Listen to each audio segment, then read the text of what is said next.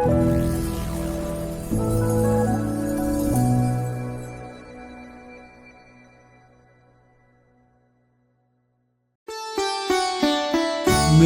कहानी मेरी जुबानी, मेरी कहानी मेरी जुबानी, मेरी कहानी मेरी जुबानी, मेरी कहानी मेरी जुबानी। मेरी कहानी मेरी जुबानी, एक अनोखा रेडियो शो जहां दुनिया भर के प्रतिभाशाली भारतीय खुद सुनाते हैं अपने संघर्ष, अपनी सफलता और अपने सपनों की कहानियां उन्हीं की जुबानी। प्रेरणादायक, दिल को छू जाने वाली असली कहानियां। हर एपिसोड में एक नया हीरो, एक नई कहानी। तो जुड़िए, सुनिए और महसूस कीजिए मेरी कहानी मेरी जुबानी।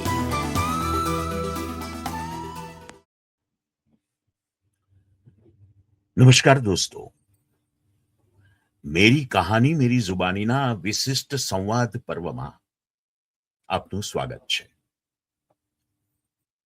સમયની વિરાટ નિસ્તબ્ધતામાં ક્યારેક કોઈક એવી દીપ્તિમાન ઉપસ્થિતિ જન્મે છે જે એક એવી જીવનગાથા સર્જે છે કે જે અક્ષરથી આરંભાઈ અનંત સુધી વિસ્તરતી જાય.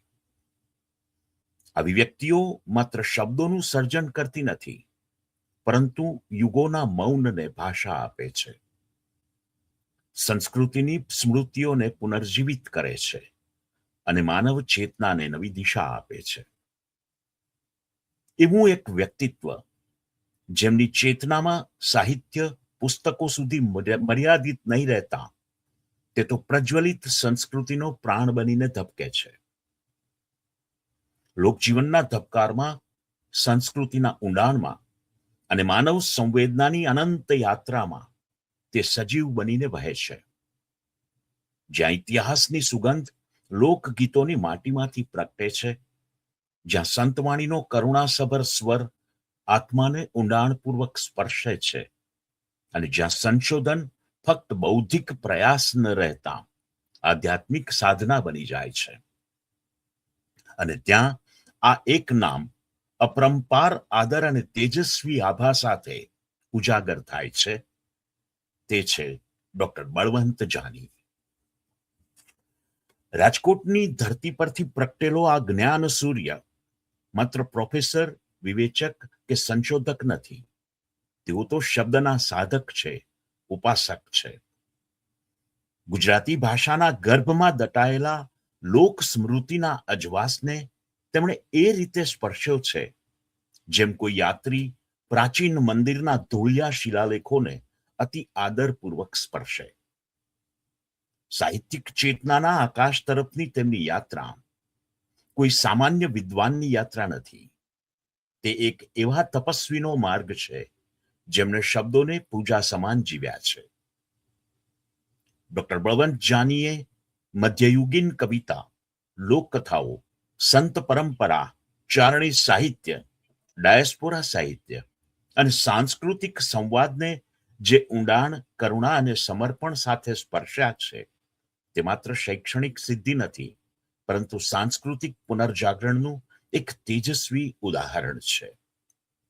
ડાયસ્પોરા સાહિત્યના સંશોધનથી લઈ અને મધ્યકાલીન કવિતાના પુનરુદ્ધાર સુધીની તેમની સમગ્ર યાત્રા એક અવિરત યજ્ઞ સમાન બની રહી છે. તેમના 33 વર્ષના અધ્યાપન કાળે માત્ર પાઠ ભણાવ્યા નથી, પરંતુ વિચાર બીજ વાવ્યા છે. સૌરાષ્ટ્ર યુનિવર્સિટીના વર્ગખંડોથી લઈ અને હેમચંદ્રાચાર્ય ઉત્તર ગુજરાત યુનિવર્સિટીના કુલપતિ પદ સુધી, અને ત્યારબાદ ડોક્ટર હરિસિંહ ગૌર યુનિવર્સિટીના કુલાધિપતિ તરીકેની ગૌરવમય જવાબદારી સુધી તેમણે શિક્ષણને ક્યારેય માત્ર વ્યવસ્થા કે વ્યવસાય બનવા દીધું નથી. તેમની કલમે ગુજરાતી લોક સાહિત્યને ફક્ત સંકલિત કર્યું નથી, પરંતુ તેને વૈશ્વિક પરિપ્રેક્ષ્યમાં આપ્યું છે.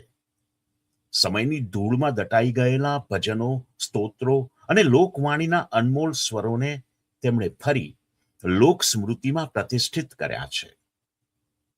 ચારણી સાહિત્યના રણકારને અને લોકકથાઓની મૌખિક પરંપરાઓને તેમણે ફરી સંસ્કૃતિના આકાશમાં ગુંજાવ્યા છે.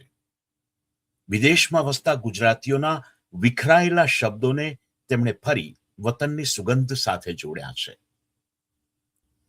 ગુજરાતી સંવેદના, વિસ્થાપન, સંઘર્ષ અને સાંસ્કૃતિક સ્મૃતિઓના સ્વરને વૈશ્વિક ડાયસ્પોરા અક્ષર વિશ્વમાં સ્થાન અપાવવાનું તેમનું યોગદાન અદ્વિતીય છે. ડોક્ટર બળવંત જાનીની યાત્રા ફક્ત સાહિત્ય સુધી મર્યાદિત નથી. તેઓ સંવાદના પુરુષ છે. સમાજમાં સમરસતા, ધાર્મિક સૌહાર્દ અને સાંસ્કૃતિક સહઅસ્તિત્વની મૌન દીવાદાંડી છે. જૈન પરંપરા હોય કે સૂફી સંવેદના, લોકધર્મ હોય કે શીખ પરંપરા, દરેક પ્રવાહને તેમણે સમાન આદર અને આત્મીયતાથી સ્વીકાર્યા છે. તેમની દ્રષ્ટિમાં સાહિત્ય કોઈ એક સંપ્રદાયની મિલકત નથી, તે સમગ્ર માનવજાતનું સામૂહિક હૃદય છે. વિશ્વવિદ્યાલયોના પ્રાંગણથી લઈ અને આંતરરાષ્ટ્રીય મંચો સુધી, પેરિસથી લંડન સુધી અને સિમલાથી સાગર સુધી તેઓ શબ્દોના એક અનવરત યાત્રીની જેમ સતત આગળ વધતા રહ્યા છે. જ્યાં ગયા ત્યાં ગુજરાતી ભાષાની સુગંધ સાથે લઈને ગયા અને જ્યાંથી પરત ફર્યા ત્યાંથી નવી દ્રષ્ટિ, નવી વ્યાપકતા અને નવી જાગૃતિ લઈને આવ્યા. આજનો આ સંવાદ એક એવા યુગને સાંભળવાની ક્ષણ છે જ્યાં પુસ્તકો શ્વાસ લે છે, સંશોધન પ્રાર્થના બની જાય છે અને શબ્દો માનવતાની વેદના તથા વિજય બંનેને સમાન કરુણાથી સ્પર્શે છે. આ મર્મસ્પર્શી અવકાશમાં આપણે એક એવી અંતરયાત્રા તરફ આગળ વધી રહ્યા છીએ જ્યાં શબ્દ, સંસ્કૃતિ, કરુણા, જ્ઞાન અને માનવતા તેજસ્વી પ્રકાશમાં પરિવર્તિત થઈ આત્માનો ઉજાસ બની જાય છે. તો આવો મેરી કહાની મેરી જુબાનીના મંચ ઉપર આવકારીએ એક એવા મનીષીને જેમણે શબ્દોને સાધના બનાવી દીધા છે. ખૂબ ખૂબ સ્વાગત છે બળવંતભાઈ આપનું મારા શો મેરી કહાની મેરી જુબાનીના મંચ ઉપર. મેરી જુબાની, આ કેફિયત જ બહુ મહત્વનો શબ્દ છે. હા, અને તમે જે પરિચય આપ્યો, સત્કાર્યો, એનો આનંદ છે વિજયભાઈ. જી સર, તમે ખૂબ ભાષાની સેવા કરો છો. ગુજરાતી ભાષાની, ગુજરાતી લોક સંસ્કૃતિની ખૂબ સેવા કરી છે આપે. અને અમારું એ કર્તવ્ય છે કે અમે એને અમારો ટેકો જાહેર કરીએ. તો ધન્યવાદ. હા, સો બળવંતભાઈ, મારો શો જેમ કહ્યું એમ મેરી કહાની મેરી જુબાની એ આત્મકથાત્મક સ્વરૂપનો શો છે. આપની વાત, આપની કહાની, આપના સંઘર્ષો, વિજય, આપની સફળતા, આપનું કાર્ય, એ બધું જ આપના અવાજમાં, આપના સ્વરમાં, આપના શબ્દોમાં મારા શ્રોતાઓ સુધી પહોંચશે. એ વિશ્વના લાખો ગુજરાતીઓ જે આ શો સાંભળે છે બધા જ આપનો એ અવાજ સાંભળશે. તો શરૂ કરીએ આપણે આપની પ્રારંભિક જીવનથી, એટલે કે આપનો જન્મ ક્યાં થયો, બાળપણ, આપનું શિક્ષણ, આપનું પરિવાર, પારિવારિક પૃષ્ઠભૂમિ, એ બધાથી આપણે શરૂઆત કરીએ આપના આજના કાર્યક્રમની. બરોબર. તો જણાવો આપનો જન્મ અને આપનું બાળપણ. ખાસ તો એકદમ નાનકડું ગામ, જસદણ તાલુકાનું, રાજકોટ જિલ્લાનું કમળાપુર. મારું પ્રાથમિક શિક્ષણ ત્યાં થયું.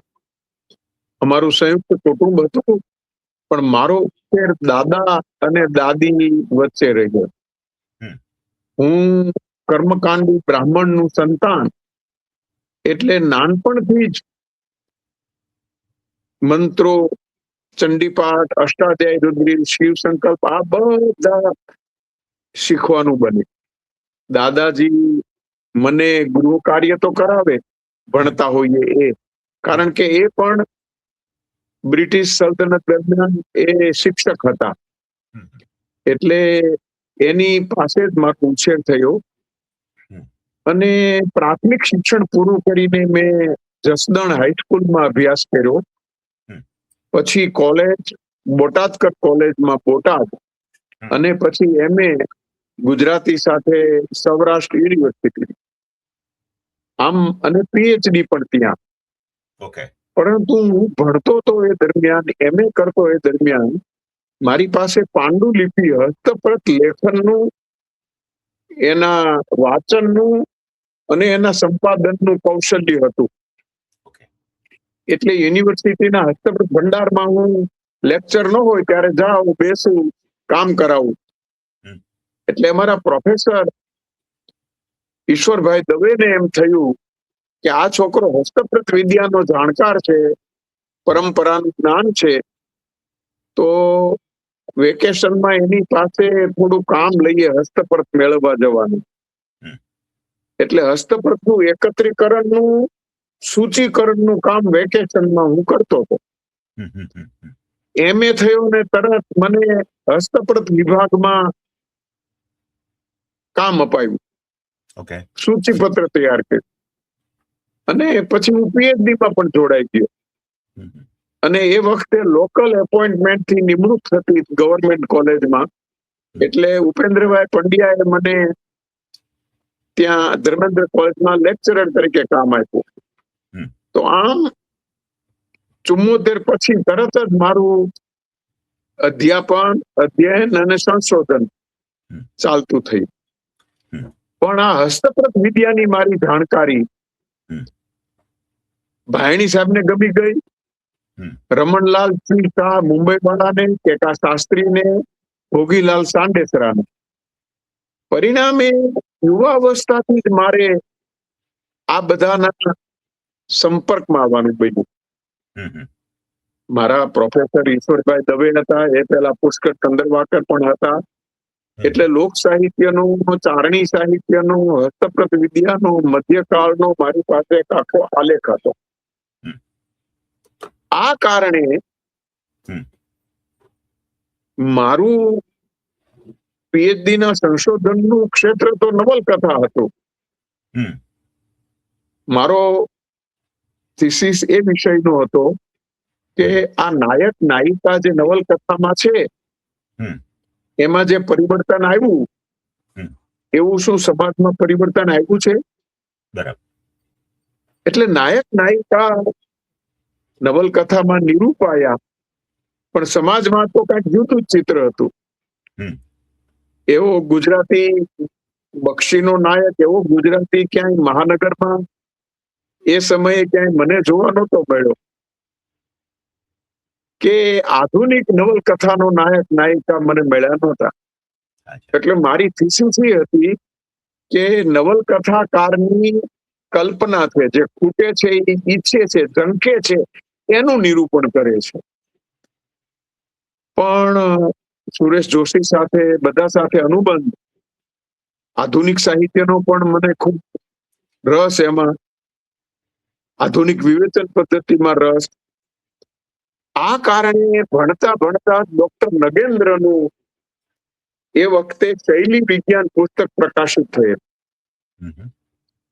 એમનું રસ સિદ્ધાંત હું ભણ્યો હતો. ગુજરાતીમાં અનુવાદ ચંદ્રકાંત મહેતાએ કર્યો હતો. એટલે મેં આનો અનુવાદ શરૂ કર્યો, અને સુરેશ જોશીની સામે મેં થીસીસ મૂકી કે સ્ટાઇલિસ્ટિક પશ્ચિમનો અભિગમ ભલે હોય, પણ ભારતીય કાવ્ય મીમાંસામાં પણ શૈલી વિજ્ઞાનની વિચારધારણા હતી. એમ કહીને નગેન્દ્રના પુસ્તકને આધારે મેં એક પેપર વાંચ્યું. એટલે સુરેશ જોશી રાજી થયા અને એને કીધું કે આ નગેન્દ્રના પુસ્તકમાં આપ્યું છે એ આટલા સ્ટાઇલિસ્ટિકના વિધાનો છે, પછી વિકાસ થયો નથી એનો. બરાબર. એટલે તમે કેટલીક શૈલી વિજ્ઞાનની વ્યાખ્યાઓ અમને કીધી, પણ એ સૈદ્ધાંતિક અવધારણા આમાં ક્યાંય ઉપસ્થિત નથી. પણ મેં એનો અનુવાદ કર્યો હતો, ભોળાભાઈને બતાવ્યો, હા. કે બી વ્યાસને બતાવ્યો. હમ. એટલે એમણે કીધું કે આને પ્રકાશિત કરો. તો હજી MA થઈને અધ્યાપક થાવ એ પહેલા તો શૈલી વિજ્ઞાન નામનું નગેન્દ્રના પુસ્તકનો અનુવાદ બહાર આવી ગયો અને હમ. ખૂબ વખણાય, બધાને ખૂબ ગમ્યું. કારણ કે ભારતીય કાવ્ય મીમાંસામાં શૈલી વિશે વિચાર ક્યાં છે એ નગેન્દ્રે આપ્યું. બરાબર. નગેન્દ્રનું એક બીજું પુસ્તક સૌંદર્ય શાસ્ત્રનો પણ મેં અનુવાદ કર્યો. નગેન્દ્ર ભારતીય સાહિત્યના, ભારતીય સાહિત્ય સિદ્ધાંતોના મોટા પુરસ્કર્તા, દિલ્હી અચ્છા. યુનિવર્સિટીના પ્રોફેસર. પરિણામે મારો એની સાથે પણ સંપર્ક યુવાન વયથી થયો. આહા. પરિણામે ત્યાં કઈક સેમિનાર હોય તો મને કે, અને એ સમયે હું નગેન્દ્રના નિમંત્રણથી તુલનાત્મક અભિગમ ગુજરાતીમાં ક્યાં ક્યાં છે એના વિશે પેપર તૈયાર કર્યું. અને મેં કીધું કે કમ્પેરેટિવ લિટરરી એપ્રોચ ભલે આવ્યો તુલનાવાદી અભિગમ, પણ આપણે ત્યાં તો મેઘાણીએ બહારવટિયાની કથાઓ વખતે રોબિનહૂડને અને કાશ્મીરના ને ઉત્તર પ્રદેશના બહારવટિયાઓની ચર્ચા કરી છે. એટલે ગુજરાતના બહારવટિયાઓ સાથે, ગુજરાતના લક્ષદ્વીપ સાથે, ગુજરાતના હાલરડા સાથે, ભારતના અને ભારત બહારના એ સ્વરૂપના સાહિત્યની ચર્ચા કરી છે. હમ. અને એમ કહીને તુલનાવાદી અભિગમ રોયલ એશિયાટિક લાઇબ્રેરીમાં મેઘાણી વાંચવા જતા, મુંબઈમાં હતા ત્યારે, એટલે એની પાસે આવ્યો હશે અને એ જાણતા હતા. અને નાનાલાલનું પુસ્તક આખું, હમ. જગત કાદંબરીઓમાં સરસ્વતી ચંદ્રનું સ્થાન. હમ. વિજયભાઈ એણે સરસ્વતી ચંદ્રને વર્લ્ડ ક્લાસિક નોવેલ સાથે સરખાવી. ઓહો. એટલે વર્લ્ડ લિટરેચર સાથે ગુજરાતી સાહિત્યની તુલના કરી. વાહ. એટલે મેં એક થિયરી આપી હતી કે તુલનાવાદી અભિગમ એ ગુજરાતમાં બહુ પ્રારંભથી છે, એ હમ. પશ્ચિમથી આયાત કર્યો છે અને એના પ્રભાવમાં થયું છે એમ નથી માનવાનું. એટલે Okay. પહેલેથી મારો આ પ્રકારનો એક આઉટલુક થયો કે ભારતીયતા, આપણી અસ્મિતા એ મહત્વની વસ્તુ છે. મારું પ્રારંભથી જ વૈચારિક બિંદુ ભારતીયતા તરફ થયું, હમ. રાષ્ટ્રીયતા તરફ થયું. હમ. અને એટલે જ મને ડાયસ્પોરા એટલે જ થયું હમ. કે ગુજરાતી સાહિત્યમાં વતનની, જન્મભૂમિની મહત્તા કોઈએ વધુ ગાય હોય તો ડાયસ્પોરા. કૃષ્ણલાલ શ્રીધરાણી ગીતની શરૂઆત કરેલી, અચ્છા. ઈ ગયા અમેરિકા હમ. અને એને શું વાત કરી, કઈ રીતે વાત કરી. તો આ મુદ્દો મારા ચિત્તમાં આમ અસંપ્રજ્ઞાતપણે હતો અને એ કામમાંથી પછી ધીરે ધીરે ઉપસતો થયો. હમ. હમ. હમ. આ મારી પ્રારંભિક કારકિર્દીના થોડા કામ. યા. પણ તો પછી પારિવારિક જે તમારો સંસ્કાર હતો, કર્મકાંડી બ્રાહ્મણ, અને એમણે આપણી અંદર ભાષા અને લોક સંસ્કૃતિ અને માનવતા પ્રત્યેનો પ્રેમ કેવી રીતે પ્રગટાવ્યો? બહુ તમે આ બહુ મહત્વનો મુદ્દો મૂક્યો વિજયભાઈ. ગામડામાં ઉછર્યો, કર્મકાંડ જાણું અને શ્રીમદ ભાગવત, શિવ પુરાણ, દેવી ભાગવત આ બધાનો દાદા પાસે અભ્યાસ કરેલો. આજે પણ હું ગામડે જઈને ઓખાહરણ કે પુરુષોત્તમ માતમ વાંચું છું, શિવ પુરાણની કથા કરું છું. એટલે મારો એક ચહેરો એ છે ને એ મેં ભૂસાવા નથી દીધો. અમે રહેતા હતા ત્યારે, આ તમને વાત કરું છું હું અર્લી 60 ની, અમારી આજુબાજુ ઇસ્માઇલી બધા રહેતા હતા. ખોજા ઇસ્માઇલી એ બધા કન્વર્ટેડ, ધર્માંતરિત મુસ્લિમ ગણાય આમ તો. પણ મારા દાદાને એની સાથે બહુ સંબંધો હતા. એના વિધિ વિધાન, એનું સાહિત્ય, એની ચર્ચા મારા દાદા કરતા હોય, મેં સાંભળ્યું હોય. મારી સ્મૃતિમાં પડ્યું હતું કે રજબ અલી ધારસિંહ પીરાણી, નિમજી બાપુ એની સાથે ગોવર્ચનનો આખ્યાનની વાત કરતા હતા, ગોપીચંદ. પછી મેં ટેક્સ્ટ પણ કાઢી, ટેક્સ્ટ પણ એડિટ કરી. પણ મારા દાદા પાસે પડેલા પુસ્તકો મારી પાસે હતા. પરિણામે હું મધ્યકાલીન ગુજરાતી સાહિત્યના ઇતિહાસમાં આ કન્વર્ટેડ મુસ્લિમ્સનું સાહિત્ય આવ્યું જ નથી. હમ. બ્રાહ્મણ હતા એ બધા વોરા થયા, ધર્માંતરિત થઈને, વટલાઈને એવો શબ્દ વાપરતા. હા. મોહમ્મદ કરીમ માસ્ટરનું આખું પુસ્તક છે, અચ્છા. મહાગુજરાતના મુસલમાનો. આહા. એણે બહાર પાડ્યું છે, MS યુનિવર્સિટી. આહા. એમાં એણે લખ્યું છે કે આ લોકોનું ભક્તિ સાહિત્ય આપણા અભ્યાસનો વિષય બનવું જોઈએ, અચ્છા. આપણા અધ્યાપનનો વિષય બનવું જોઈએ, હમ. આપણા અધ્યયનનો અને સંશોધનનો વિષય બનવું જોઈએ. પણ કોણ જાણે મુનશીએ કીધું, મુનશીનું પુસ્તક છે મધ્યકાલીન ગુજરાતી સાહિત્યના ઇતિહાસનો 5મો ભાગ, એમાં એને લખ્યું છે, હમ. એના વિશે આખું પ્રકરણ પણ છે. હમ. પણ પછી આપણે આંખ મીચામણા કર્યા અને એને ક્યાંય દાખલ જ ન થવા દીધા. હમ. હમ. હમ. હમ. હમ. સાહિત્ય કોષમાં નહીં, ઇતિહાસમાં નહીં. એટલે મારું આ કિશોરાવસ્થાનું સંસ્મરણ. હમ. બીજું મારું કિશોરાવસ્થાનું સંસ્મરણ કારણો વિશે. હા. અમારી બાજુમાં પારેવાળા ગામ, મારા ફાધર, મારા ગ્રાન્ડફાધર એના ગોળ, એટલે એની સાથે હું પણ ત્યાં જાઉં. હમ. દૂધ મળે, છાશ મળે, સારું લાડુ, દાળ ભાત, ખીચડી, આ તે બધું મળે. હમ. એટલે હું દાદા સાથે જાઉં, બધું જોઉં હમ. અને ચારણી કથાનકો, ચારણી ડાયરા એ બધું સાંભળી, દુહાઓ સાંભળેલા, ઈસરદાસ વિશે, કરશનદાસ બાલિયા વિશે, આશાજી રોહડિયા વિશે.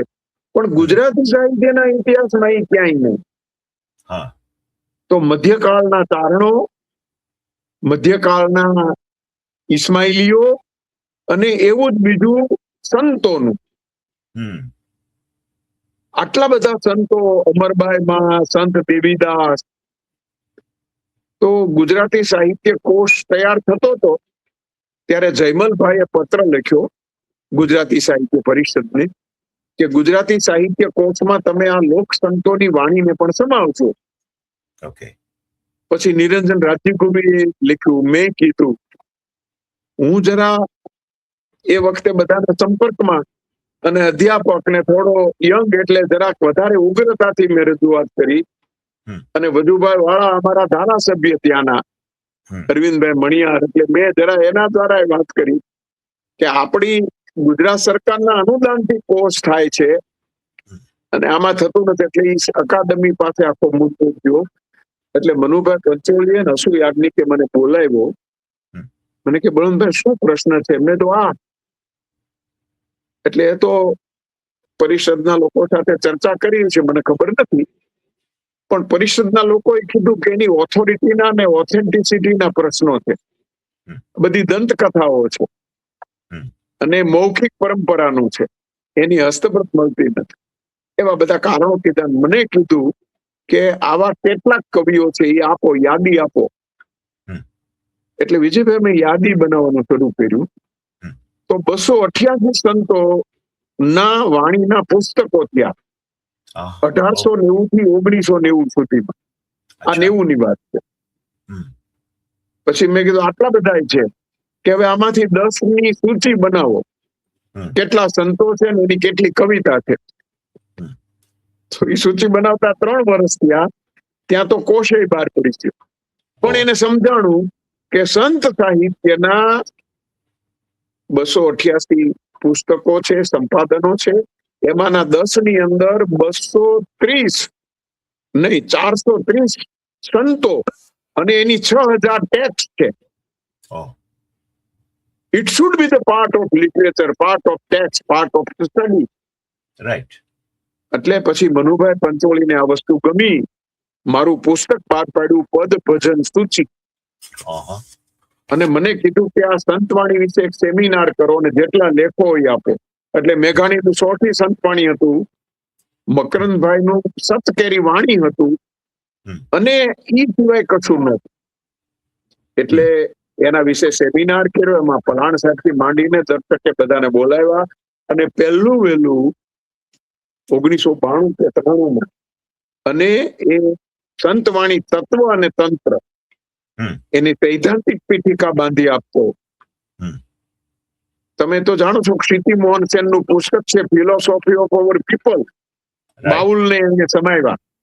એને કીધું કે આ લોક બાઉલો છે ને એની વાણીમાં આપણા તત્વદર્શન છે હા એ કીધું. અને એને કારણે સંતવાણી સાહિત્યના અધ્યાપનનું, અધ્યયનનું, સંશોધનનું ક્ષેત્ર બની છે.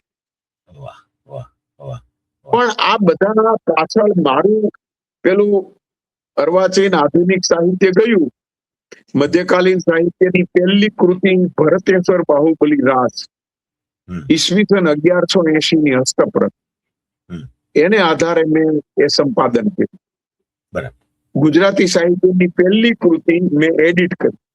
બરાબર 6 વર્ષથી આ ટેકા શાસ્ત્રી ભાયણી સાહેબના, ભોગીલાલ સાંડેસરાના માર્ગદર્શન. હમ હમ હમ અને એને કારણે મધ્યકાલીન સાહિત્યના અભ્યાસી તરીકેની છાપ થઈ. પછી મેં વસ્તુપાળ ઉપર કર્યું. હમ. આમ મારો જો સંશોધન તરફ, હસ્તપ્રત તરફ પ્રારંભથી થઈ. Right right right. પણ તો પછી સંતવાણીના અભ્યાસ દરમિયાન માનવતા અને અધ્યાત્મ એ વચ્ચેનું કયું સત્ય આપણે સ્પર્શ્યું? ના, વાત સાચી તમારી. બહુ બહુ મહત્વનો આ પ્રશ્ન છે અને આજે બહુ પ્રસ્તુત છે. હમ. સંત વાણીમાં સમરસતા છે, હમ નાત જાતના ભેદભાવ નથી. એક હમ. પંક્તિએ ભોજન બેસવાનું છે, કરવાનું છે. હમ આ આખી વાત. અને માનવ સેવા. પછી લેપ્રસી, તમે જાણો છો, દેવીદાસ છે એ તો લેપ્રસી જેને થઈ હોય, રક્તપિત્ત, એને સેવા કરતા હતા. ગાય સેવા, કૂતરાની સેવા, હમ અજાણ્યા જેને ત્યજી દીધા હોય એવા માણસોની સેવા. હમ સંત વાણીની આ વાત અને અમરબાઈ બાનું ચરિત્ર હમ મને એટલું બધું સ્પર્શી ગયું કે મેં કીધું કે ક્રિશ્ચિયાનિટીમાં તો મધર ટેરેસાને સંતનું બિરુદ ન આપ્યું હમ અને બહુ મોડી સેવા તરફ વળ્યા હતા. એ પેલા અમરબાઈમાં વળ્યા હતા. હા. ગુજરાતી સૌરાષ્ટ્રના સંતોની સેવા હમ એ ઘણી વહેલી શરૂ થઈ ગયેલી. હમ. મુસ્લિમોનું આક્રમણ થયું ત્યારથી. અચ્છા. એટલે કે 15મી 15મી શતાબ્દીથી લોક સંતો એટલે કે ઘર મંદિર થયા. એટલે એ ઉપાસનાના, ભજનના એવા મેળાવડા થયા. હમ આ કારણે અનટચેબિલિટી હતી, જેને ગણતા હતા એ લોકો સંતો હોય. દાસી જીવણ, હા એને ગુરુપદ મળે પાછું. હા. એટલે મને સંત વાણીની આ વસ્તુ બહુ સ્પર્શી ગઈ. પણ હું નાનો હતો ને વિજયભાઈ, હમ ત્યારે મારા દાદા સાથે અમે નદીએ નાવા લઈ જાય. હમ એના કપડા જાતે ધોતા છેક સુધી. હમ પછી જવાહરલાલ નહેરુ ગુજરી ગયા, અવસાન થયું ત્યારે કે આપણે સ્નાન કાઢવું જોઈએ, હા આપણે એટલે મને હારે લઈ ગયા. અચ્છા તો ત્યાં એક વીરડો હતો. અચ્છા. વીરડામાં 3-4 માછલી તરતી હતી. હા એટલે દાદાએ નદીના પ્રવાહની બાજુની રેતી વીરડા સુધી દૂર કરી. એટલે નદીના પ્રવાહનો જે જળ પ્રવાહ હતો એ વીરડા તરફ વળ્યો. હમ ઓલી વેકુરી આગી કાઢી હતી. હમ અને બીજી બાજુથી પાછી વીરડો છલકાયું પેલા બીજી બાજુથી રેતી દૂર કરી. એટલે મેં કીધું પાણી મૂળ પ્રવાહનું આવ્યું, એ વીરડાનું બધું હવે પાછું મૂળ પ્રવાહમાં ભળી ગયું. હમ. મેં કીધું દાદા શું કર્યું આ? હા. મને કે બેટા, આ માછલીઓ આ ખાબોચિયામાં તરતી હતી ને, હા એને કોક પંખી ચાવી જા. હા. પણ મેં આપણે એને મૂળ પ્રવાહમાં ભેળવી દીધું. આમ જે અવગણના વાળા છે, અવહેલના વાળા છે, દુભાયેલા છે, દુણાયેલા છે, ખાબોચિયામાં દૂર છે, એને આપણે મૂળ પ્રવાહ સાથે ભેળવી દેવા. વાહ વાહ. આ વસ્તુ મારા મનમાં થઈ ગઈ. રાઈટ. આ જે બાબત છે, માર્જિનલ લિટરેચર તરફનું મારું વળગણ, હું વળગણ શબ્દ વાપરું છું. માર્જિનલ લિટરેચર, ચારણી સાહિત્ય, મધ્યકાલીન સાહિત્ય, પછી મધ્યકાલીનમાં આ બધાને લીધા મેં એટલા માટે એને મુખ્ય સ્થાનમાં ભેળવવા માટે. એટલે ડાયસ્પોરા લીધું, ચારણી લીધું, મેં વહીવંતા બારોટ ઉપર કામ કર્યું. ઓકે. વૈવંચા બારોટની વહીઓ પણ એ સાહિત્યનો અને ઇતિહાસનો એક ભાગ છે. આહા. વખત બલંદ ઉપર કામ કર્યું ભાવનગરના ચારણી કવિઓ. તો એટલા માટે કે એમાં ઇતિહાસ છે અને સાહિત્ય છે. હા, હા. તો આમ સંત સાહિત્ય, લોક સાહિત્ય, ચારણી સાહિત્ય, મધ્યકાલીન સાહિત્ય, બીના અને આ બધા ઇસ્માઇલીઓનું સાહિત્ય, વોરાનું સાહિત્ય. હમ. એક સાદિક અલી સાહેબ 15મી સદીમાં થઈ ગઈ. હમ. દાઉદી વોરાના કવિ હતા વિદ્યુત. અચ્છા. અને અમે જસદણ રહેતા ત્યારે ઘણા વોરા સાથે મારો અનુબંધ. હમ. અને અત્યારે પણ જાની ત્રવાડી એવી અટક એ લોકો. આહા. મને ખબર પડી કે આ જાની કે આ ત્રવાડી છે એ પેલા 10 પેઢીએ અમારા કાકા દાદા હતા. ઓહ. એટલે એ શેખ સાદિક અલી સાહેબ ની નસી હતો ગાય. હા. અકબર અલી જસદણ વાળા સાથે મારો સંપર્ક. હમ. અને બોરા ઉપરનું પુસ્તક, એટલે આ બધા ઉપરનું, એને કારણે મને એનું સાહિત્ય સ્પર્શી ગયું. હમ. એક પંક્તિમાં કવિ કહે છે, હમ. સજાવો છો આ જીસમને હમ. જરને તેવરથી. તમે જો અરબી ફારસી શબ્દો છે પણ વાક્ય રચના ગુજરાતી છે. ગુજરાતી છે. સજાવો છો આ જીસમને જરને જેવરથી, જરા વિચાર તો કરો એની ખસ્તા હાલત પર. ઓહ. એની વાહ. ક્ષણભંગુરતાનો વિચાર કરો. કબરની ગોરમાં અંધારમાં એને કીડા ફાટે. હા. આ જે વાત કરી. વાહ. અલી એક રહેતા હતા ત્યાં મસ્જિદમાં, ઈ જવ વાવે અને જવ પક્ષીઓને નાખે. હા. તો 2 ફકીર ઉતારા આવ્યા તો કે ચાલો જમવા. કે ના, હું તો અહીંયા જમું છું, તમે જમી આવો. તો ત્યાં તો સરસ સેવૈયા અને ખીર ને બધું મળ્યું. એટલે પેલા ફકીરોને થયું કે આવું સરસ અહીં ખાવા ન આવ્યા તો ત્યાં આનાથી સરસ હશે એની પર. હમ. પછી બીજે દિવસે ખબર પડી કે આ જે દાવત આપી છે એના છોકરા આપે છે. ઓહ. તો વળી ફકીરોના મનમાં થયું કે આ બાપને આ કેટલું સારું જમાડતા હશે, આપણને આવું સારું જમાડે. એટલે હા. તપાસ કરી વિજયભાઈ, તો કાંઈ હતું નહીં, પણ એક ડબ્બો હતો પટારી હમ. જેવો, આપણે હમ. તેલના ડબ્બા હોય ને એવો. હા. હા. પણ એને તાળું હતું. હા. એટલે પછી પૂછ્યું કે આ તાળું કેમ લગાડો છો, ચોરથી ડરો છો? હમ. પછી સાંજે સત્સંગમાં હમ. એને નસીહત ગાય. હા. ફકીર માતમ પૂછે છે, હમ. ચોરથી એક પટારી પેપર તાળું ધરતા થા, ચોરથી આટલું ડરતા થા? પછી હા. જવાબ આપે છે, જડું છું તાળું એ ખાतिर, ઘરના છોકરા અહીંયા આવી ઘીને ખાંડ મિલાવે છે. હમ. જડું છું તાળું એ ખાतिर કે વલીને લુખું ભાવે છે. વાહ. મારે તો લુખો જવનો લોટ પાણીમાં નાખીને પીવો હોય છે, પણ મારા છોકરામાં ઘી અને દળેલું ખાંડ ભેળવી જાય છે. જડું છું તાળું એ ખાतिर કે વલીને લુખું ભાવે છે. આ સાદગી. તો વાહ. મને આ બોરા, આ મુમના, આ મોલે સલામ, આ ખોજા, આ ધર્માંતરિત પ્રજાનું સાહિત્ય સ્પર્શી ગયું.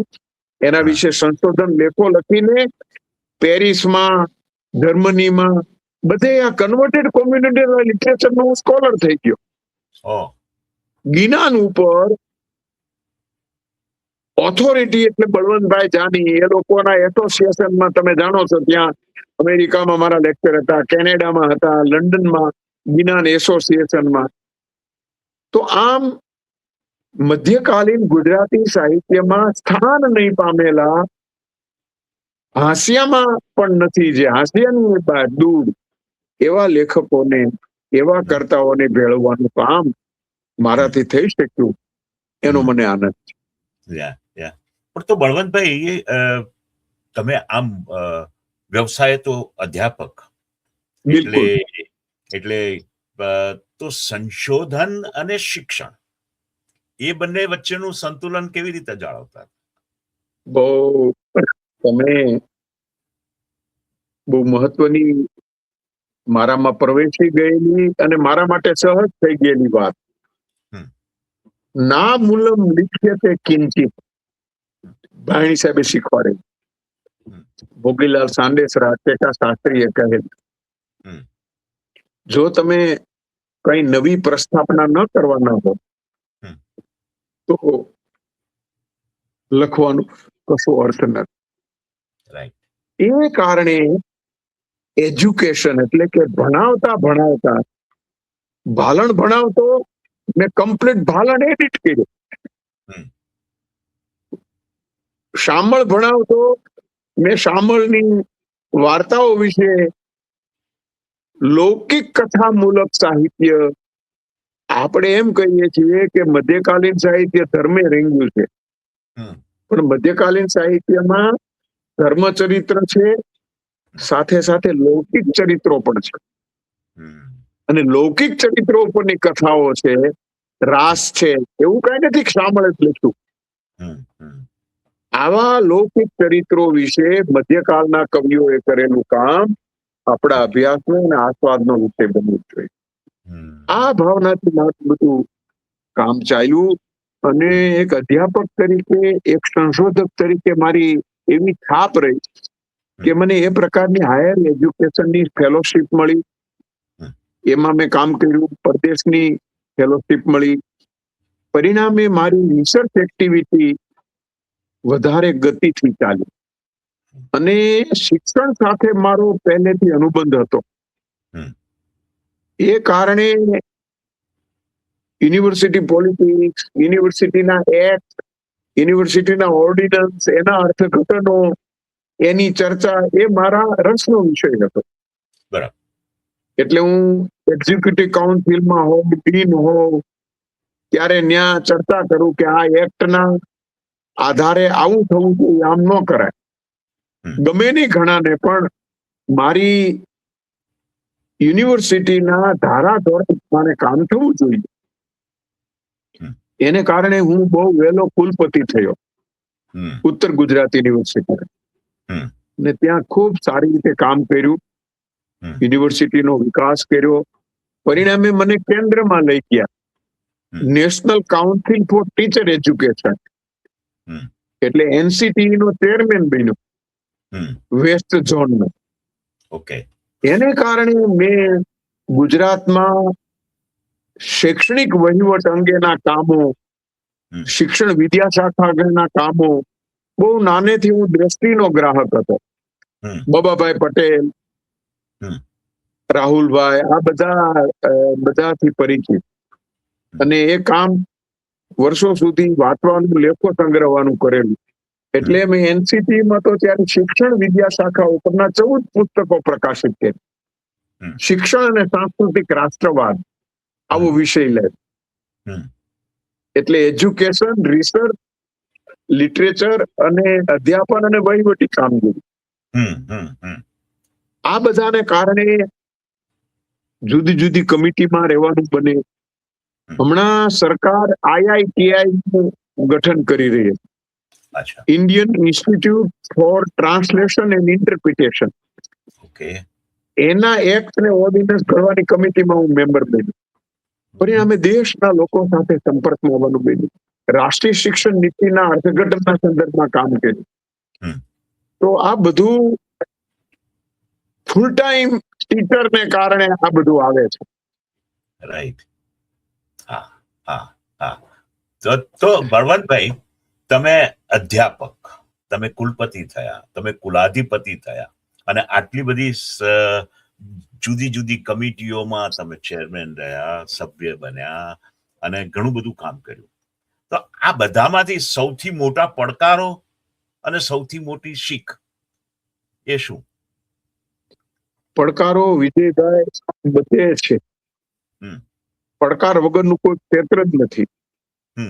પણ આપણે એને પડકાર ન માનીને આંખ મીચામણા કરીએ છીએ અને તાબે થઈ જઈએ છીએ અને આપણે અનુકૂળ થઈ જઈએ છીએ.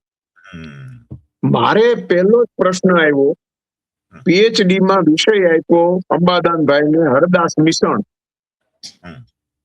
તો અધ્યાપકો ગુજરાતી સાહિત્યના કહે કે આ ઇતિહાસમાં લેખક નથી અને આ તો ચારણી છે, રાજસ્થાની.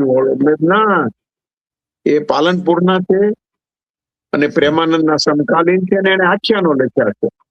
ઓકે. ઇતિહાસમાં ન હોય એટલે પીએચડી નો વિષય ન બને એવું ક્યાંય નથી લખ્યું. ઇતિહાસમાં ન હોય એને જ બનાવવાનો હોય નથી. હમ. તો સાહેબ આવી બહેસ ચાલી અને ચારણી સાહિત્ય પીએચડી નો વિષય બન્યો ઓકે. ગુજરાતીમાં. હા. તો આ પડકાર હતો, પણ પછી કેની રાજમાર્ગ બની ગઈ. અત્યારે સૌરાષ્ટ્ર યુનિવર્સિટીમાં આ તમને હું વાત કરું છું 82-83 ની, અત્યારે સૌરાષ્ટ્ર યુનિવર્સિટીમાં 78 થીસીસ ચારણી સાહિત્ય ઉપર થયા છે. 78. ઓહો. અને એમાંનું કોઈ ગુજરાતી સાહિત્યના ઇતિહાસમાં સ્થાન પામ્યું નથી. ઓહ. હમણાં મેં પડકાર ભેરું કામ એવું ઉપાડ્યું છે નવું, હમ. આ ઉંમરે હો, કે સ્વામિનારાયણ સંપ્રદાય હા. આટલો બધો પ્રભાવક, એની આટલી બધી ટીકા થાય, એની સામે ઘણા બધા પ્રશ્નો થાય, પોલિટિક્સ બધું જાણીએ છીએ આપણે.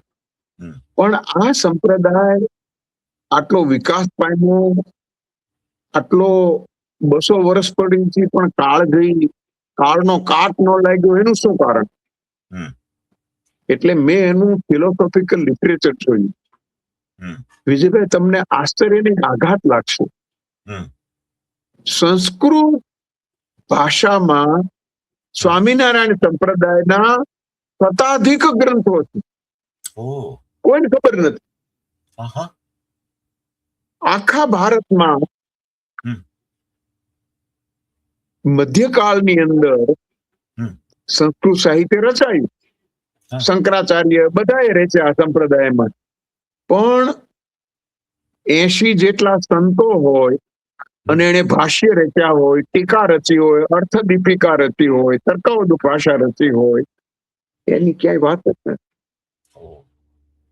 એ તો બરોબર, પણ બ્રહ્માનંદ, મુક્તાનંદ, નિષ્કુલાનંદ, પ્રેમ સખી પ્રેમાનંદ, 4 સિવાય કોઈ સંતોના પદોની, એના ચરિત્રાત્મક સાહિત્યની ક્યાંય વાત નહીં. એટલે મેં યાદી કરી તો 250 જેટલા સંત કવિઓ મળ્યા. ઓહ. હમ. હમ. અને એમાંના અષ્ટ સખા જે કે છે 8, એવા પૂર્ણાનંદ, ભૂમાનંદ, આ બધા વિશે ગ્રંથો તૈયાર કરીને અકાદમીને આપ્યા, અકાદમી છાપશે. આહા. તો સ્વામિનારાયણ સાહિત્યનું પદ સાહિત્ય, બાયોગ્રાફિકલ લિટરેચર, ચરિત્રાત્મક સાહિત્ય હમ. અને એનું ફિલોસોફિકલ લિટરેચર હમ. એ એકત્ર કર્યું ત્યારે ખબર પડી હમ. કે the richness of the cult is literature, is Right. Philosophy. Right. તમે વિચાર કરો, એ સમયે મુક્તાનંદે બ્રહ્મસૂત્રનું ભાષ્ય લખ્યું, ઓહ. ઉપનિષદનું ભાષ્ય ગોપાળાનંદે લખ્યું, ગીતાનું લખ્યું. તો એ ભાષ્ય ગ્રંથો સહજાનંદ સ્વામીની ઉપસ્થિતિમાં સ્વામિનારાયણ સંપ્રદાયને સનાતન સાથે જોડનારું કઈ બાબત હોય તો એના ભાષ્ય ગ્રંથો છે. હમ. હમ. અને એ ભાષ્ય ગ્રંથો એ સમયે રચાઈ ગયા છે, હમ. મુદ્રિત છે, હમ. પણ એના તરફ અનુસંધાન નથી. કોઈ પણ અવતાર, 10 અવતારના ઉત્સવો કોઈ સંપ્રદાયમાં થતા હોય હમ. તો સ્વામિનારાયણ સંપ્રદાય. બે. બહુ તો રામ અને કૃષ્ણ જન્મ બધા ઉજવે, હા. પણ આ તો વામન, નરસિંહ, મચ્છ, કચ્છ, વારા બધા જ હા. અવતારોના ઉત્સવો, એના પદો, એની ઉજવણીના હમ. ગ્રંથો. હમ. તો જે સનાતન ધર્મના અવતારને, સનાતન ધર્મના ગ્રંથોને કેન્દ્રમાં રાખીને રચાયેલી, એટલે પછી આમ તો કહેવાય છે એવું વિજયભાઈ કે એ ખરા અર્થમાં સમાજ ઉત્થાનની કામગીરી કરી જી. સહજાનંદ સ્વામી. બિલકુલ સાચી વાત. તમારે નાવું ધોવું, ચોરી ન કરવી, આમ ન કરવું. એટલે બ્રિટિશરોને ગમી ગયું આ, હા. કે આ તો આપણે જે કરવા માંગીએ છીએ, આઉટલોસ ને બંધ કરવા માંગીએ છીએ, એ આપણે નથી કરી શકતા, ના કરે છે. હા. એટલે લોર્ડ માલ્કમ ને બધા મળતા સહજાનંદ ને, એ ડાયલોગ વાંચ્યા મેં. આહા. ત્યારે ખબર પડી કે ભગવાન સ્વામિનારાયણના કારણે બ્રિટિશને રાજા રજવાડાઓએ માન આપે છે. તો આપણે એને જમીન અમદાવાદમાં આપણે જમીન આપવી જોઈએ. જી. બ્રિટિશ સલ્તનતે કોઈને જમીન આપી નથી, આને જ આપી, બીકોઝ ઓફ ધી સેક્યુરિટી. અચ્છા અચ્છા. અને એને મળેલી શિક્ષાપત્રી બ્રિટિશ લાઇબ્રેરીમાં ઇન્ડિયા ઓફિસ કલેક્શનમાં સાચવી છે એ લોકો. વાહ. અને શિક્ષાપત્રીમાં એ બધું કહેવાયું છે જે બ્રિટિશ સરકાર ઈચ્છતી હતી. જી. હમણાં મેં એક પેપર તૈયાર કર્યું. હમ. હું હરિસિંહ ગૌર યુનિવર્સિટીમાં હતો. હમ. એટલે હરિસિંહ ગૌરે તમે જાણો છો ભારતીય ન્યાય સંહિતા લખ્યું, હમ. ઇન્ડિયન લો, ભારત ન્યાય સંહિતા. અને અત્યારે કાયદા વિભાગમાં એના જ બધા પુસ્તકો ચાલે છે વિશ્વમાં બધે જ. હમ. તો આ હરિસિંહ ગૌરે એ ભારતીય ન્યાય સંહિતા લખી, હમ. એ વાંચી એક લેક્ચરમાં આપવા માટે મેં, ત્યારે મને ખ્યાલ આવ્યો કે આ બધી વાત શિક્ષાપત્રીમાં સહજાનંદ સ્વામીએ કીધી છે. હા. એટલે મેં કીધું કે શિક્ષાપત્રી ના 50% શ્લોક ઇન્ડિયન પિનલ કોડના વિષય સામગ્રી વાળા છે. એટલે બહુ શિક્ષાપત્રીનું પાલન કરો તો તમારે જેલમાં ન જવું પડે. બહુ વાત એટલે સાચી જે છે. રિપબ્લિકમાં છે, હા. જે 10 કમાન્ડમેન્ટમાં છે, હા. જે મેગ્ના કાર્ટામાં છે, હા. એ જ શિક્ષાપત્રીમાં છે એ વાત છે. અને એ જ ભારતીય ન્યાય સંહિતામાં. વાહ વાહ વાહ વાહ, અદ્ભુત વાત. પણ તમે જે વાત કરી સંશોધનની, સ્વામિનારાયણ સંપ્રદાયના આટલા બધા તમે શોધી કાઢ્યા, એનું ના, એ સંશોધન. તો હતા જેના ગ્રંથો છપાવ્યા છે એ લોકો બધા જાણે છે, હા હા. એને એટલે તો ખબર જ છે. મારો પ્રશ્ન એ છે કે પણ આ જે તમે બધું શોધીને આપ્યું, આટલા બધા સંતો કે સંત સાહિત્ય, સ્વામિનારાયણના જે સંતોએ આટલું બધું કામ કર્યું છે, હવે સ્વામિનારાયણ સંપ્રદાય ઇટસેલ્ફ આ વિશે કશું કામ કરે છે કે કેમ? એ લોકો કરે છે ને હમ. એ રિલિજિયસ વ્યૂ પોઈન્ટ થી કરે. જી. મારો વ્યૂ પોઈન્ટ નથી, મારો સ્ટેન્ડ પોઈન્ટ છે રિસર્ચ, લિટરેચર એન્ડ ફિલોસોફી. હમ. હમ. હમ. હમ. એટલે એ લોકો સાથે સંવાદ થાય. હમ. મેં હમણાં સંત સાથે વાત કરતા કરતા એક મુદ્દો મૂકેલ. હમ. મેં કીધું, મહારાજજી, ભાષ્ય છે એ કોનું રચાય? હમ. જે સનાતન ધર્મના સંસ્કારોથી હમ. પરિતૃપ્ત છે એનાથી. રાઈટ. પણ તમે તો શિક્ષાપત્રી ની શતાનંદે અર્થદીપિકા રચી, હમ. એનું ભાષ્ય રચ્યું, એ ભાષ્યની ટીકા રચી, હમ. વચનામૃતનું સંસ્કૃત કર્યું, હરિવાક્ય સુધા સિંધુ, વચનામૃત. તો એટલે આ સંસ્કૃત ગ્રંથોને કારણે જ વિજયભાઈ આખા ભારતના સ્વામિનારાયણ સંપ્રદાય ગયો. ગુજરાતી ટેક્સને કારણે નહીં. ના. અરે અરે હરિ શ્રી હરિનું વિચરણ, દિગ્વિજય યોગ, જે એનો દિગ્વિજય યાત્રા, એ વાંચી ત્યારે ખ્યાલ આવે કે કોની સાથે કયા શાસ્ત્રાર્થની ચર્ચા કરી છે. અચ્છા. એમનું મૂળ આ જે છે હમ. ઉદ્ધવ સંપ્રદાયમાં, વિશિષ્ટાદ્વૈતમાં, હમ. એનું રૂટ તો ઉદ્ધવ સંપ્રદાયમાં જ છે. રામાનંદ સ્વામી ઉદ્ધવ સંપ્રદાયમાં હતા. હા. સહજાનંદ સ્વામી આવ્યા ત્યારે મુક્તાનંદ જે રામાનંદના પટ્ટ શિષ્ય હતા એને મળે છે પેલા, અને ઉદ્ધવ સંપ્રદાયના છે. હમ. પણ એમાં એ સમયે એને કેટલાક સુધારા સૂચવ્યા કે આ ગોખલો શા માટે છે, કે આ બાજુમાં દરજી રહે છે એની પાસેથી કંઈક લેવું કાઢવું હોય તો એટલા માટે કે એ બુરી દ્યો. નૈષ્ઠિક બ્રહ્મચારીએ, હમ. એકાત્મતાને જાણનારે ગૃહસ્થ સાથે આવો વ્યવહાર સીધો કરાય નહીં. વાહ વાહ. આવા 4-5 સુધારા સૂચવ્યા. એ મુક્તાનંદે રામાનંદને કીધા, હમ. મોકલ્યા પત્ર લખી કે આ સાચું કે છે એ પ્રમાણે કરો. હા. તો ઉદ્ધવ સંપ્રદાય કન્વર્ટ ઇન સ્વામિનારાયણ સંપ્રદાય બાય સહજાનંદ સ્વામી. બરાબર. એટલે એમાં વિશિષ્ટાદ્વૈત આવી. હા એટલે બહુ આખી ફિલોસોફી પણ હમણાં મેં ICPR Indian council four philosophical research અને પ્રોફેસરો હમ. ફિલોસોફીના એની સાથે માધવપ્રિય દાસજી બીજા એવા ફિલોસોફીના જાણકાર સંતો સાથે ડાયલોગ ગોઠવ્યો હતો. હમ. હમ. અને એ લોકો રાજી થયા કે આ સંતોને આટલું બધું કંઠસ્થ છે, આટલું જાણે છે, આ તો કોઈક યુનિવર્સિટીના હેડ તરીકે કુલપતિ તરીકે લાયકાત ધરાવે છે. આ કુલપતિઓના કુલપતિ છે મેં કીધું. પણ એકચ્યુઅલી વિદ્વત્તા ખૂબ છે, હમ. પણ ઓલું પોપ્યુલર અત્યારે લોકોને દેખાય છે હા ઈ ટીકા પાત્ર બને છે. જી જી જી જી. હવે બળવંતભાઈ મારે બે વાત કરવી છે. એક તો આપના બે મુખ્ય કામો, એક તો ગાડી રિસર્ચ ઇન્સ્ટિટ્યૂટ એના વિશે વાત કરો, અને બીજું ડાયસ્પોરા સાહિત્ય વિશે વાત કરો. આ બે બહુ હું કુલપતિ હતો ને હમ. ત્યારે તમે જાણો છો 2000 અટલ બિહારી વાજપેયીજી અને એને ડાયસ્પોરા ડે પ્રવાસી ભારતીય દિવસ 7મી જાન્યુઆરી ત્યારે હું LM સંઘવી કમિટીમાં પણ હતો ઓકે એમની સાથે. એટલે મને ખબર પડી કે હવે ડાયસ્પોરા પોલિસી આવશે, નીતિ આવશે, તો આપણે એ જરા ભેગું કરો. એટલે મેં જોયું ગુજરાતીમાં તો કાંઈ નહીં, હા 5 હાથના નામ ખરા, પન્ના નાયક ને 8-10 ના. પણ મેં પછી લંડનની, પાકિસ્તાનની, આફ્રિકાની અને અમેરિકાની ગણતરી શરૂ કરી તો મને 200 જેટલા લેખકો મળ્યા. એ બધાના મેં 33 પુસ્તકો કર્યા. હવે આ ગાર્ડી ઇન્સ્ટિટ્યૂટ નો પણ એક ડાયલોગ આવી છે.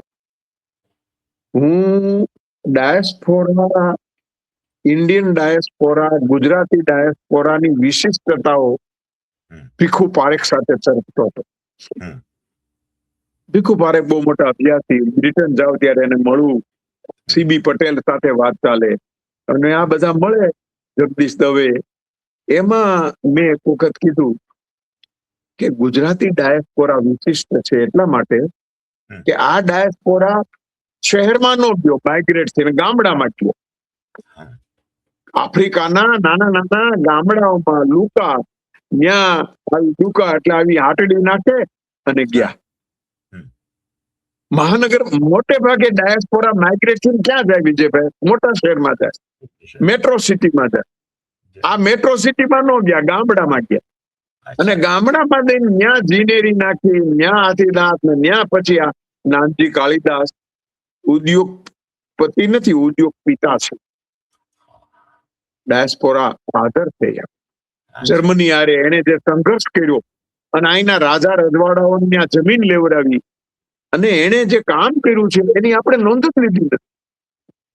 એટલે મેં એની આત્મકથા, બીજા આફ્રિકન રાઇટર. બીજું, ડાયસ્પોરા હંમેશા પ્રભાવિત થાય ન્યાના કલ્ચરથી, ન્યાના લોકોથી. આને આફ્રિકામાંથી આપણે એને પ્રભાવિત કર્યા કે આમ ન ખવાય, આમ રંધાય, આમ કપડા પહેરાય, આવું સાફસૂફ કરાય. ત્રીજું, આપણે એના વેલફેરનો લાભ લઈએ. ડાયસ્પોરા આપણે એને વેલફેર આપ્યું, નિશાળ બનાવી દીધી, બગીચા બનાવી દીધા, હોસ્પિટલો બનાવી દીધી. તો ડાયસ્પોરામાં કોન્ટ્રીબ્યુશન ગુજરાતનું બહુ વિશિષ્ટ છે. આજે પણ ડાયસ્પોરાનું ગુજરાતમાં જે અનુદાન આવે છે, પ્રવીણ શેઠેની લોકો તો ખૂબ કામ કર્યું એના ઉપર. મેં ઘણું કામ કર્યું. મને લાગ્યું છે કે આફ્રિકન, યુરોપિયન, અમેરિકન ડાયસ્પોરા ગુજરાતની એક મોટી અસ્કયામત છે. હું તો કહું કે ગુજરાતની અમીરાત છે. એટલે મેં લિટરેચર ભેગું કર્યું, એની એન્થોલોજી કરી, એને હવે એવોર્ડ અપાવતા નહોતા, મેં એવોર્ડ આપવાનું શરૂ કર્યું. પછી સરકારે પણ, પરિષદે પણ એવોર્ડ આપવાનું શરૂ કર્યું. તો આ એક નવા ચીલાઓ પાડવાનું કામ, એમાં આ ડાયસ્પોરા એટલે ગાર્ડી રિસર્ચ ઇન્સ્ટિટ્યૂટ. એટલે મારી પાસે આ દાદાને મેં પેલું પુસ્તક અર્પણ કર્યું હતું ભાલણનું. એની રોયલ્ટી એ વખતે 5,000 આવી હતી. આદર્શ વાળાએ મને આપી. ઓકે. એટલે મેં દાદાને આપી. હમ. એટલે દાદાએ એમાં 1000 ભેળવીને 6000 મને પાછા આપ્યા. અચ્છા. મેં દાદા હું તમારી દીકરી નથી, મને આ પાછા આપ્યા તમે. હા. મને કે ના પણ તું કઈક કામ કરીશ, કરજે. હા. એટલે મેં એના સર્ટિફિકેટ લઈ લીધા હતા. આહા. એ ડબલ થતા થતા પડ્યા હતા. પછી મારી કાંઈ પણ રોયલ્ટી આવે હું દાદાના. પછી મેં Pandit Popatlal Jivram Jani PPJJ memorial charitable trust બનાવી. ઓહ.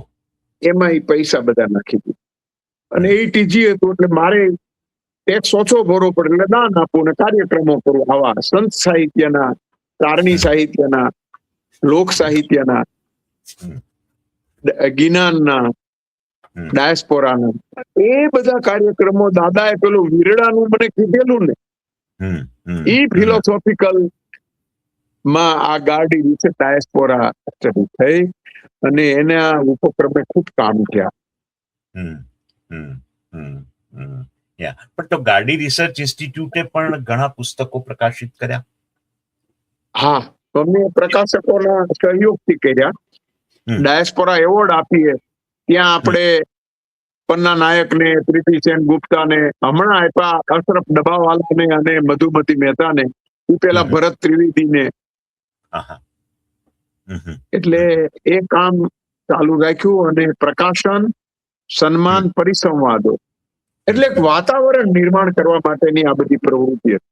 અને મને આનંદ છે કે આજે બારોટી સાહિત્ય, તારણી સાહિત્ય, જૈન સાહિત્ય અને આ જ્ઞાન ને આ બધું અત્યારે અભ્યાસનો એક ભાગ બન્યો. પણ તમે હમણાં વચ્ચે વૈવંચાઓના સાહિત્યની જે વાત કરી, જે બારોટ, બારોટ, હા. હા, એ એ એ કયા તબક્કે છે અત્યારે? શું એનો કેવો વિકાસ? એનું મારું એક પુસ્તક આવ્યું, વૈવંચા બારોટ પરિચય અને પ્રદાન. ઈ કોડ લેંગ્વેજ છે એની, એટલે ડીકોડ કરવી પડે. હા. ઈ બારોટ સિવાય કોઈ નો વાંચી શકે ને એના છોકરા સિવાય કોઈ નો વાંચી શકે. હા. હા. એટલે કોડ લેંગ્વેજમાં આખી વહીઓ લખાતી હોય છે. હા. હા. અને વહીઓમાં માત્ર એ વંશ પરંપરાના નામ જ નથી હોતા.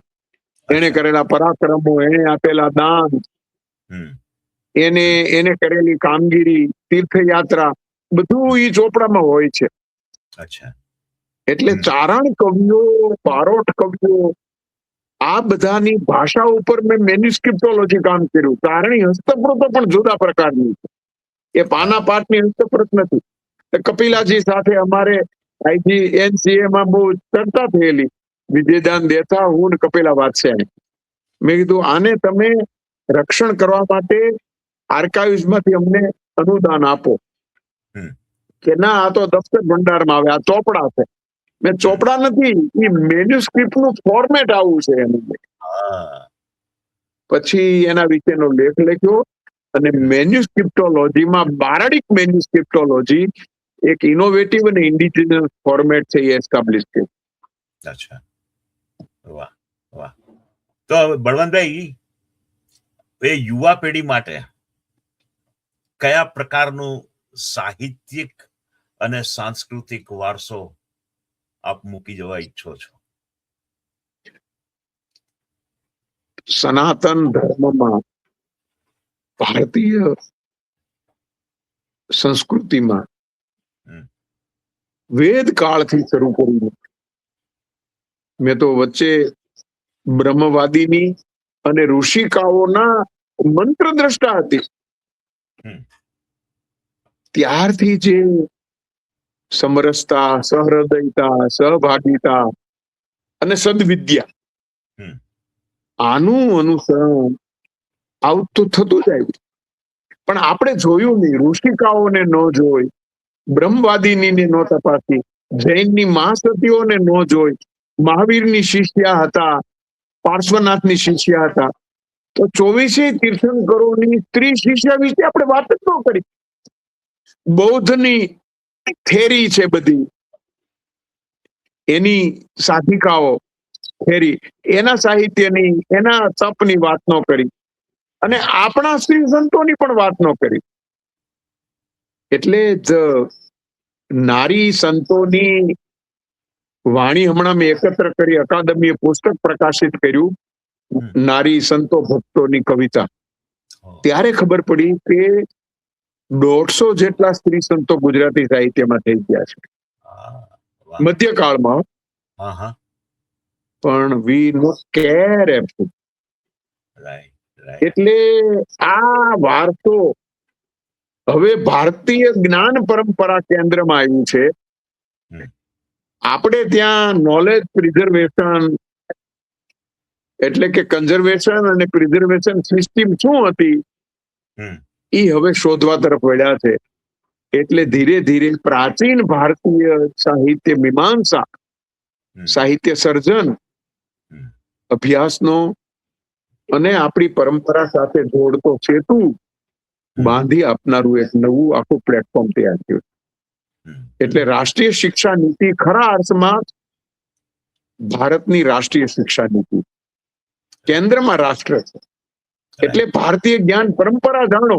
તમે ફિઝિક્સ ની વાત કરો છો તો તમારું પરંપરામાં શું છે વિજયભાઈ? આ ગ્રહણની, એસ્ટ્રોનોમીની આપણા ભડલી વાક્યો કેટલું જાણતા હશે આ બધા. જો વર્ષે મઘા તો થાય ધાનના ઢગા. હવે આ માત્ર વાક્ય નથી, એ 12 વર્ષ સુધી આકાશ દર્શન કરીને સ્થાપેલો સિદ્ધાંત છે.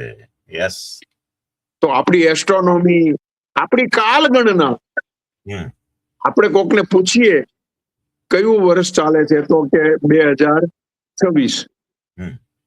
મેં કીધું ના 2082 કે આ વિક્રમ સંવત એમ કે પાછા. મેં પણ એથી આગળ જૈન સંવત છે 2550 છે. પછી મેં કીધું બૌદ્ધ સંવત છે અને એની આગળ યુગાબ્દ છે 5237. એટલે આપણે 52મી શતાબ્દીમાં છીએ, 21મી શતાબ્દીમાં નથી. આપણી જ્ઞાન પરંપરા. હવે આવી આપણી કાલ ગણના, આટલી આપણી મહત્વની વિગત અને એના તરફ મેકોલે દીક્ષિત યુરોસેન્ટ્રિક સિસ્ટમ આવી, હવે ઇન્ડોસેન્ટ્રિક સિસ્ટમ આવી છે. અને એને કારણે ભારતલક્ષી અધ્યયન થાય છે, અધ્યાપન થાય છે, સંશોધન થાય છે અને ધીરે ધીરે એનું વાતાવરણ બની ગયું છે.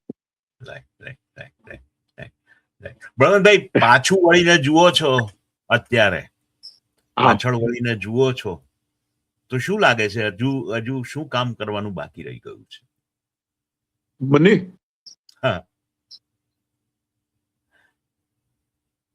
આમ તો ભવભૂતિએ કીધું કાલો નિરવધિ વિપુલાંચ પૃથ્વી.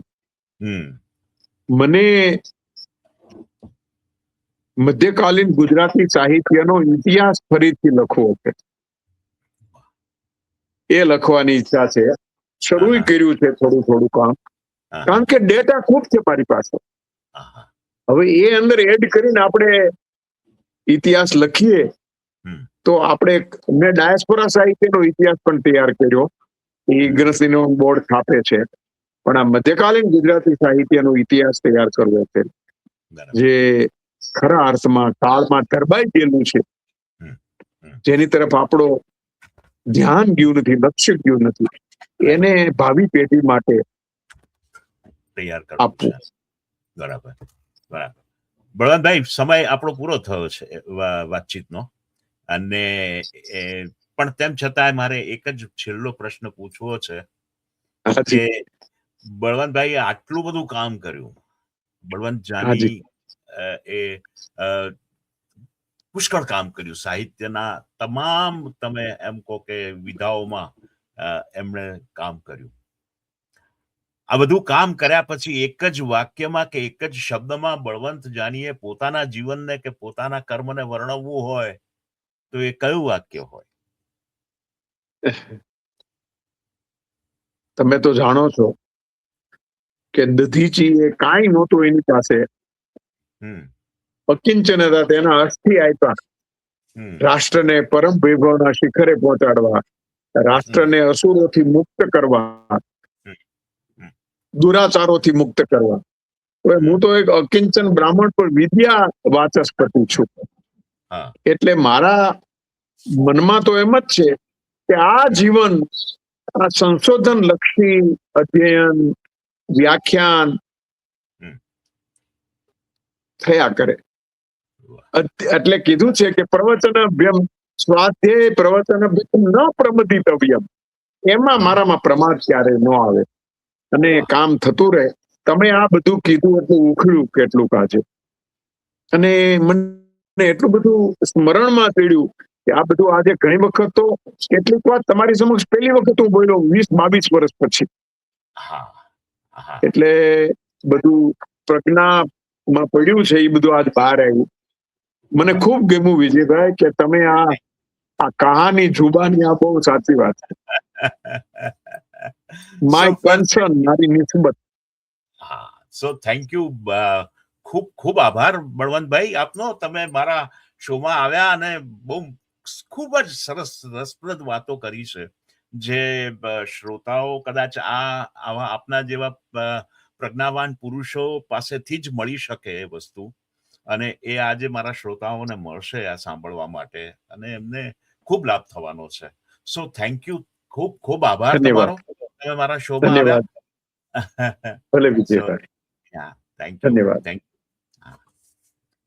દોસ્તો, દરેક સંવાદનો એક અંત હોય, પરંતુ કેટલીક મુલાકાતો એવી હોય જે પૂર્ણ થયા પછી પણ ચિત્તમાં પ્રતિધ્વનિત થયા કરે. આજનો આ સંવાદ એવો જ એક અલૌકિક અનુભૂતિમાં એક ક્ષણ સમૂહ બની રહ્યો. ડોક્ટર બળવંત જાની સાથેની આ અંતરયાત્રા એ તો સંસ્કૃતિનો ઉત્સવ હતો. તેમની વાણીમાં સંશોધનની ગહનતા અને લોકજીવનની મહેક વર્તાતી હતી. તેમના શબ્દમાં અનુભવનો અજવાસ હતો અને વિચારમાં માનવતાની કરુણામય ઉષ્મા હતી. કેટલાક લોકો પુસ્તકો લખે છે, કેટલાક ઇતિહાસ રચે છે અને કેટલીક વિરલ વ્યક્તિઓ પોતે જ જીવંત ગ્રંથ બની જાય છે. ડોક્ટર બળવંત જાની એવું જ એક વ્યક્તિત્વ કે જેમણે શબ્દોને અભિવ્યક્તિ નહીં પરંતુ આરાધના બનાવી, જ્ઞાનને વિચાર નહીં પરંતુ ચેતનાનો પ્રજ્વલિત ઉત્સવ બનાવ્યો.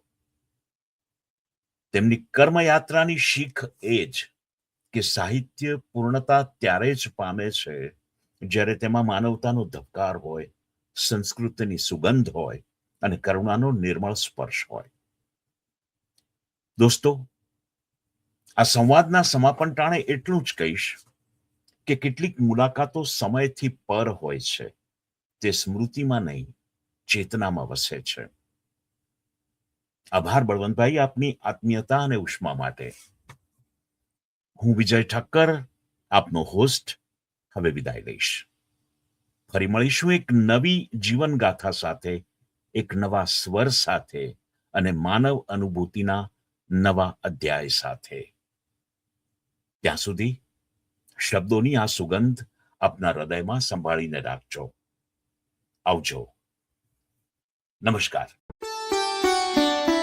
मेरी कहानी मेरी